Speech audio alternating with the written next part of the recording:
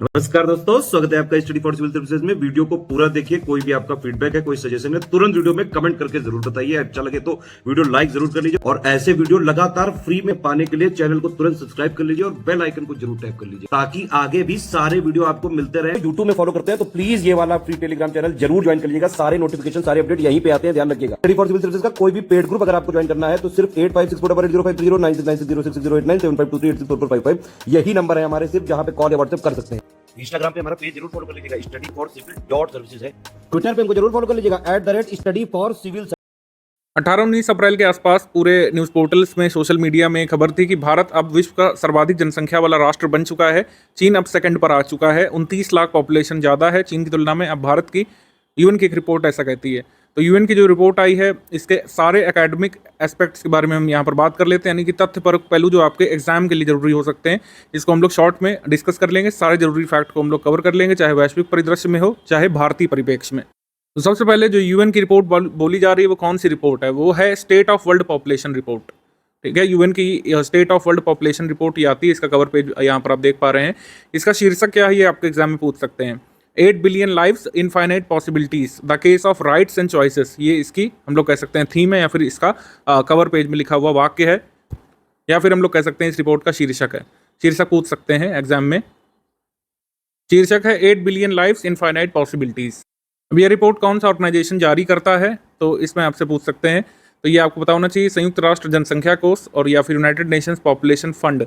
अब इसको शॉर्ट में यूएनएफपीए बोलते हैं। ये यही लिखा जाता है यूएनएफपीए। अब ए का क्या मतलब वो नहीं पता चल पाया है, ना ही जानना जरूरी है आपको इसमें पता होना चाहिए कि state of world population report या फिर सिंपली वर्ल्ड पॉपुलेशन रिपोर्ट जारी की जाती है संयुक्त राष्ट्र जनसंख्या कोष या फिर UNFPA, United Nations population fund के द्वारा। इसका शीर्षक आपको बता दिया हमने, 8 अरब लोग अनंत संभावनाएं, यानी कि 8 बिलियन लाइव्स, इनफाइनाइट पॉसिबिलिटीज है। Title world population prospect report. इससे मिलता जुलता नाम की एक रिपोर्ट आती है, वैश्विक जनसंख्या संभाविता रिपोर्ट। ये भी 1-2 मंथ के अंतराल में ही आती है हर साल। तो संयुक्त राष्ट्र के आर्थिक और सामाजिक मामलों के विभाग द्वारा जारी की जाती है, यानी कि United Nations department of economic and social affairs, short में बोल सकते हैं कि यूएनडीसा के द्वारा ये जारी की जाती है। तो ये अंतर क्लियर कर लेना जरूरी है। संभाविता रिपोर्ट, वैश्विक जनसंख्या संभाविता रिपोर्ट आती है यूएनडीसा के द्वारा, और वर्ल्ड पॉपुलेशन रिपोर्ट ये आती है यूएनएफपीए के द्वारा। महत्वपूर्ण जानकारियां जो ये रिपोर्ट देती है वो ये है कि विश्व की कुल जनसंख्या कितनी हो गई है, 8.045 बिलियन। ठीक है, 8.045 बिलियन वैश्विक जनसंख्या है, तभी का टाइटल भी है 8 बिलियन लाइव्स।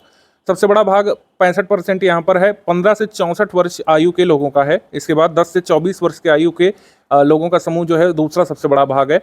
विश्व की 24% जनसंख्या 10 से 24 साल के बीच की है इस रिपोर्ट के अनुसार, और 65% भाग है 15 से 64 वर्ष की आयु के बीच के लोगों का समूह। यूपीएससी 2022 का मैं क्वेश्चन आपको स्मरण करा देता हूँ। जनसांख्यिकीय लाभांश के बारे में पूछा था, डेमोग्राफिक डिविडेंड। डेमोग्राफिक डिविडेंड वही एज ग्रुप है 15 से 64 वाला, बट भारत में ये 15 से 64 नहीं होता है। कार्यशील जनसंख्या भारत में 15 से 59 के बीच मानी जाती है, क्योंकि यहाँ पर जो कह सकते हैं लाइफ एक्सपेक्टेंसी थोड़ी कम होती है। ठीक है, तो 15 से 59 वर्ष की कार्यशील जनसंख्या को हमारे यहाँ पर इंडिया में डेमोग्राफिक डिविडेंड कहते हैं। अदर डेवलप्ड कंट्रीज आदि में 15 से 64 ही माना जाता है डेमोग्राफिक डिविडेंड। ठीक है, जनसांख्यिकीय लाभांश ये है 15 से 64 अमेरिका में ये मानते हैं, इंडिया में 15 से 59 इसको रखते हैं।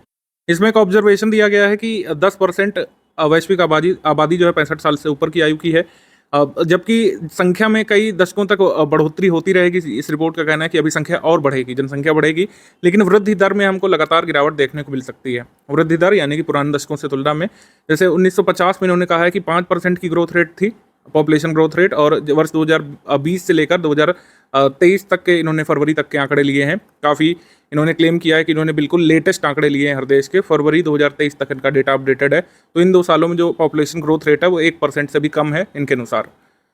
फिर इन्होंने कहा है कि ऐसा क्यों हो रहा है, जनसंख्या वृद्धि दर क्यों घट रही है? वो इसलिए घट रही है क्योंकि वैश्विक प्रजनन दर यानी कि टोटल फर्टिलिटी रेट जो है अलग अलग देशों की या फिर पूरे वैश्विक स्तर पे हम ले लें, वो धीरे धीरे घट रही है। विश्व के लगभग 2/3 लोग उन क्षेत्रों में निवास करते हैं जहाँ पर जो टोटल फर्टिलिटी रेट है वो 2.1% से कम है। टोटल फर्टिलिटी रेट जब 2.1% होती है तो उसको रिप्लेसमेंट लेवल फर्टिलिटी या फिर जीरो ग्रोथ फर्टिलिटी भी कहा जाता है। इसको ध्यान रखिएगा, ये हमसे पूछा गया था 2020 के प्रीलिम्स में। देखिए आपसे पूछा है प्रजनन के प्रतिस्थापन दर तक पहुंचने के लिए कुल प्रजनन दर TFR कितनी होनी चाहिए? तो ये होनी चाहिए 2.1। इसको जीरो ग्रोथ फर्टिलिटी या फिर टोटल फर्टिलिटी रेट मतलब कहते हैं।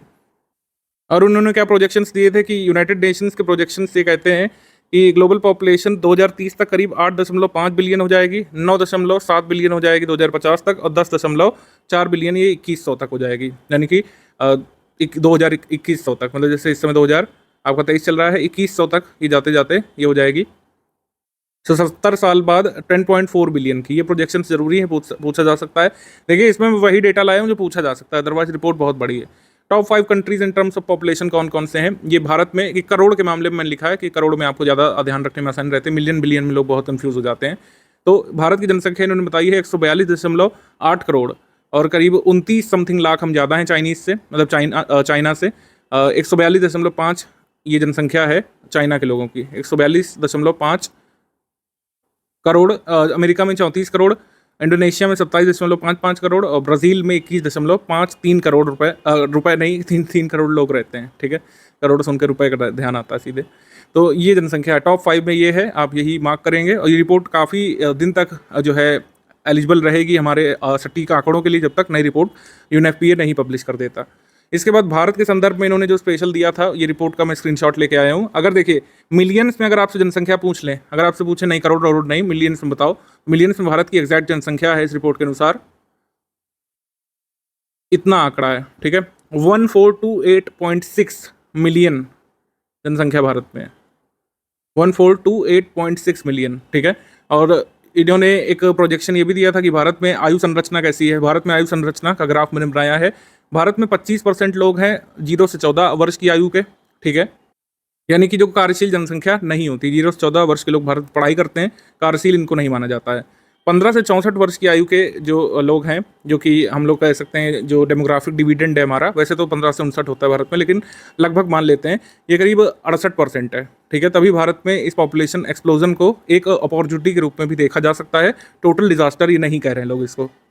बाकी 25% आयु जो है, 7% आयु जो है, ये 65 वर्ष से अधिक उम्र के लोगों की है, ठीक है।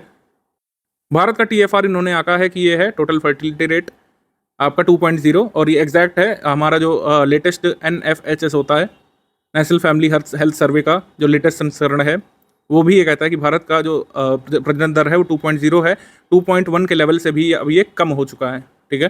मतलब रिप्लेसमेंट लेवल फर्टिलिटी से भी हम नीचे अब जा रहे हैं। इस रिपोर्ट में अर्बनाइजेशन आदि के कोई आंकड़े नहीं दिए गए थे, तो ना हमारे लिए जानना जरूरी है ये।